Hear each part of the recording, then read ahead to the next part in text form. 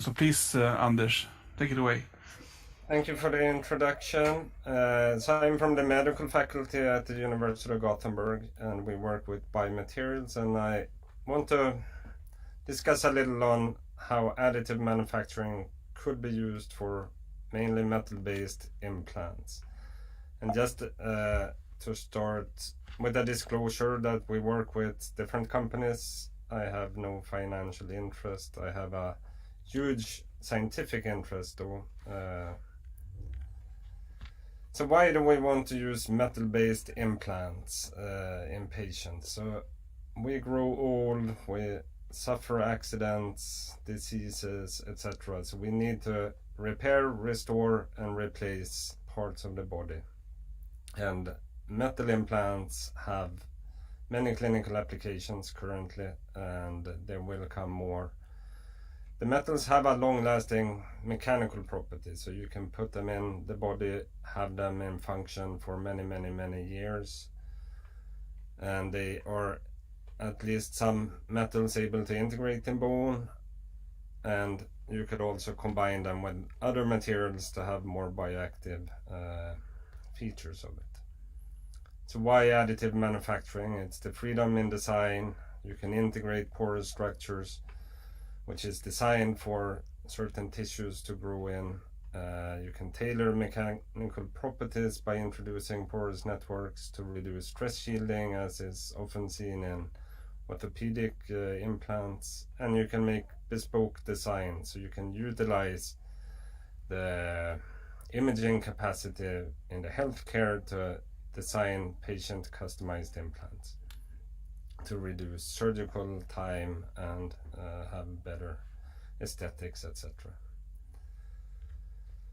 So I want to start from that we have a powder, and what have we done, and how can we push this field forward.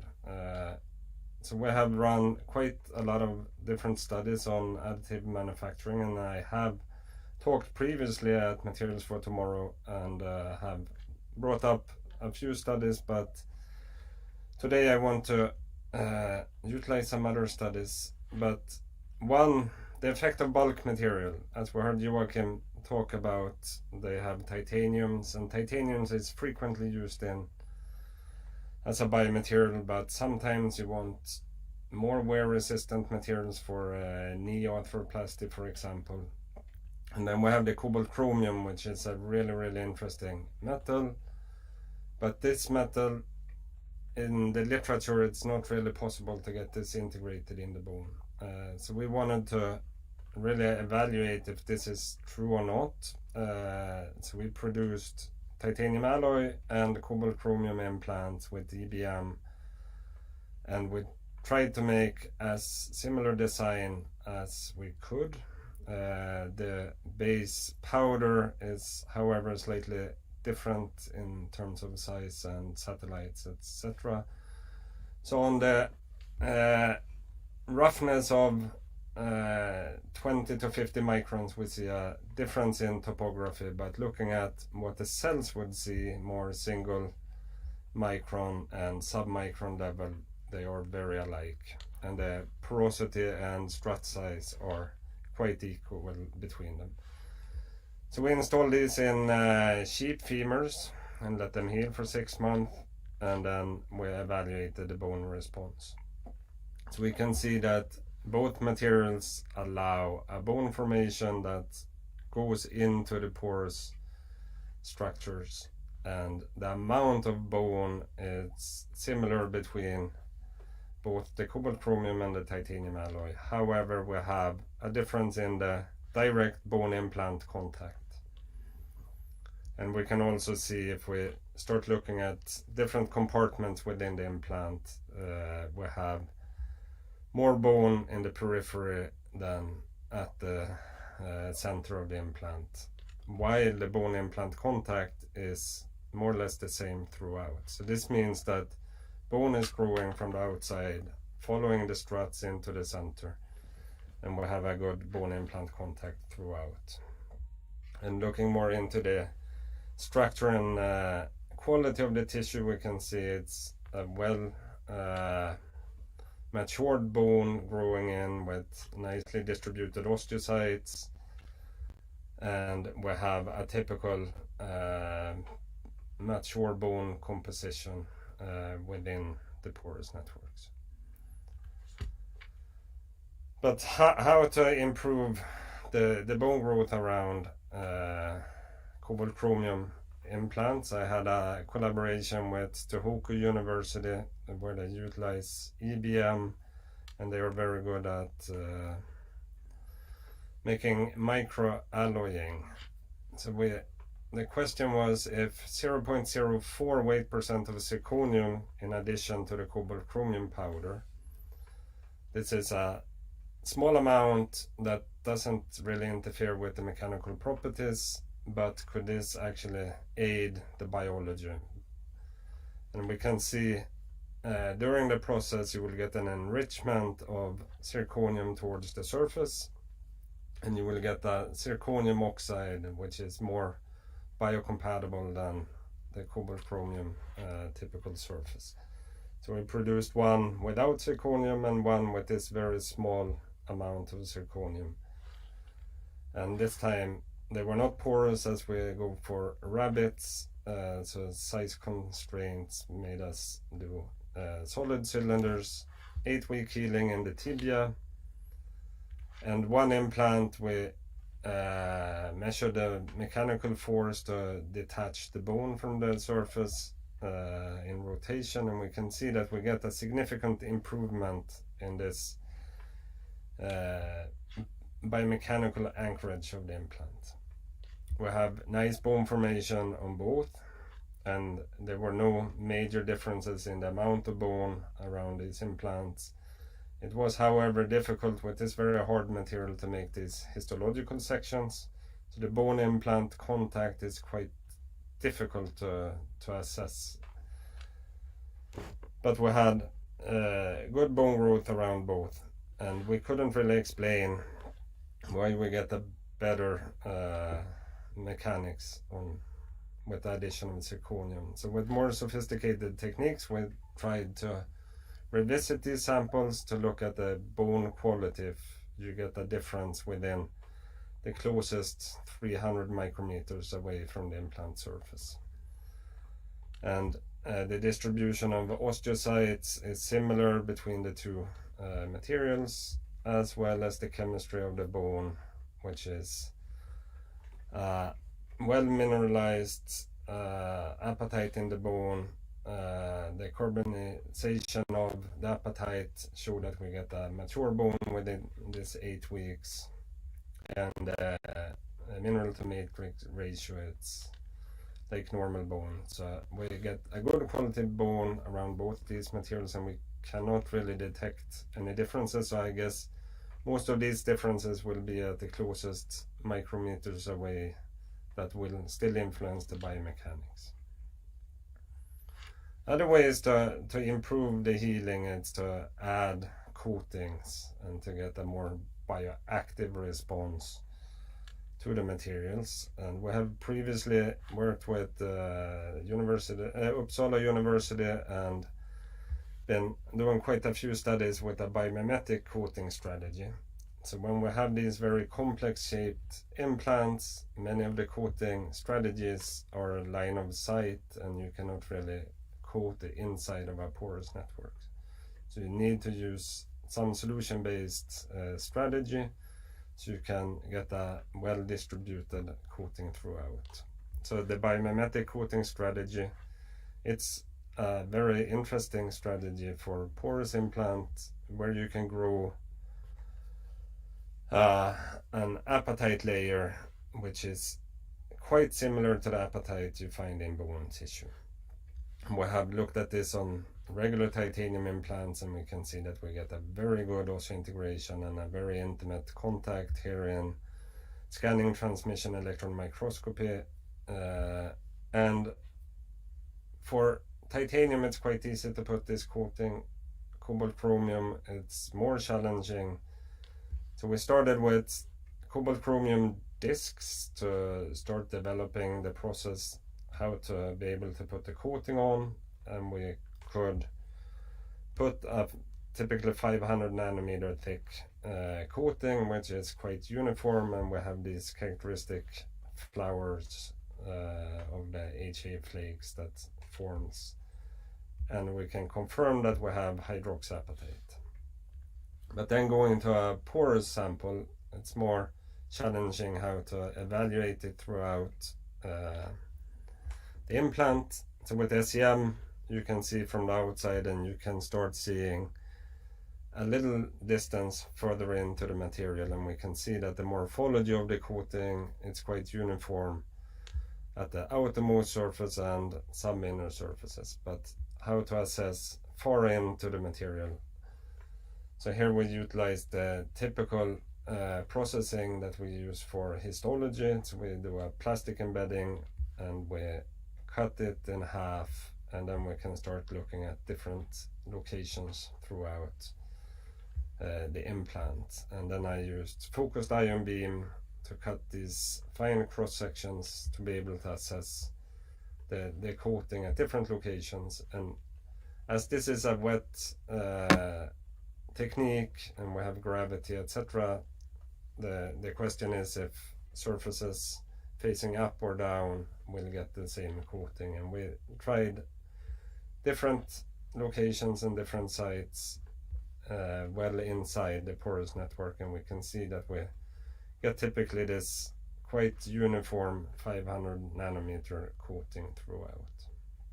So for this we have not yet come to do biological studies, but this is a good way to be able to add the bioactivity to a rather inert metal. So for the next, I want to really get into the real benefit of additive manufacturing. This is to utilize the modern imaging technologies in the clinic to really customize implants. So and we have lots of different very challenging cases in the clinic where you need to remove large part of the bone due to cancers, accidents, etc., where there is very limited different treatment strategies. So we have had one example with a large resected, or a large part of the mandible that had to be resected due to cancer, and this I talked about last time at this conference. So I will not take this up this time, but now we will focus on even larger defects, large cranial defects. And here we have been working with Uppsala University and the company OsDesign, who have developed a 3D printed customized implant for patients, which is based on a 3D printed metallic mesh or titanium mesh that will aid the mechanics of it, and then they mold on a calcium phosphate based cement to make a tile shape. And this is mainly a monotite with calcium pyrophosphate and some beta TCP. So we got a hold of one clinical retrieved implant that was taken out after 21 months due to the patient fell and the implant bent. So he was updated. So he actually had the first generation, which was not 3D printed, but he then received the second generation, which is 3D printed. But we wanted to understand how is the healing occurring to this type of material. So we have run some preclinical studies in sheep, where we focus on the skull bone, a long healing period, but then we also wanted to understand the bioactivity of this ceramic material. So we also ran a preclinical study in sheep, where we put implants subcutaneously in the back and let them be there for 3 months, and then to evaluate what happens. So if we look at the preclinical skull implants, we had made 2 similar implants, one pure titanium and one with the molded ceramic tiles. So we had a 6 tile system with spaces in between. And for the titanium we made a porous network throughout.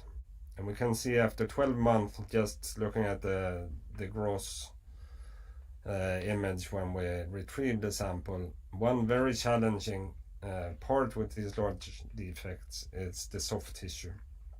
And often if you have a bad soft tissue above, you're prone to get infected.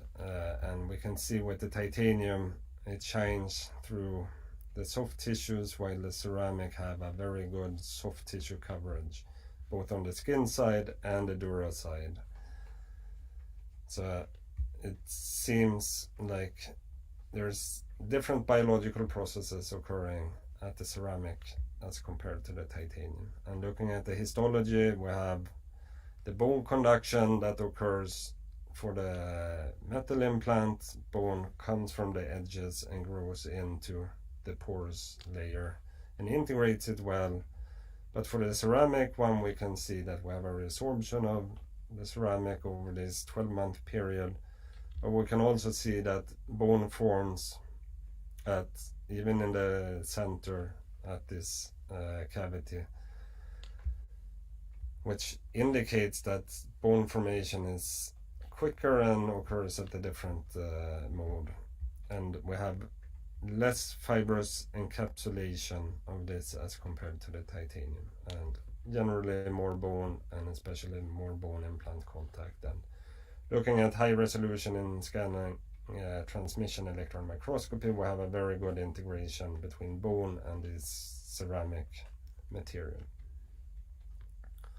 So to be able to understand the bioactivity, we went to the subcutaneous soft tissue model. And this is a model where you put it where you normally don't have bone. And then you can look after a while, and for the ceramic we get bone formation throughout all the implants, even if we're in a soft tissue compartment. So this means that the material actually induce and trigger and call for cells to come to build bone, even in a ectopic skeletal location. And looking in histology, we can see that we have nicely formed bone with well distributed osteocytes, ongoing bone formation at this 3-month healing period. So something happens. The material actually triggers the biology to form bone. So instead of bone conduction, we get bone induction. And to look at the large, so unfortunately this is the only bloody image in the presentation. I'm sorry for not saying before, but this is the retrieved implant taken from the human, and this is a large 15-16 centimeter. So we have a very large defect. And you can assume that bone forms from the border going inwards. But looking at the very central parts, we can see that we have enormous bone. Here the bone is stained red. So we can see we have enormous amount of bone, which is many, many centimeters away where the original host bone is located.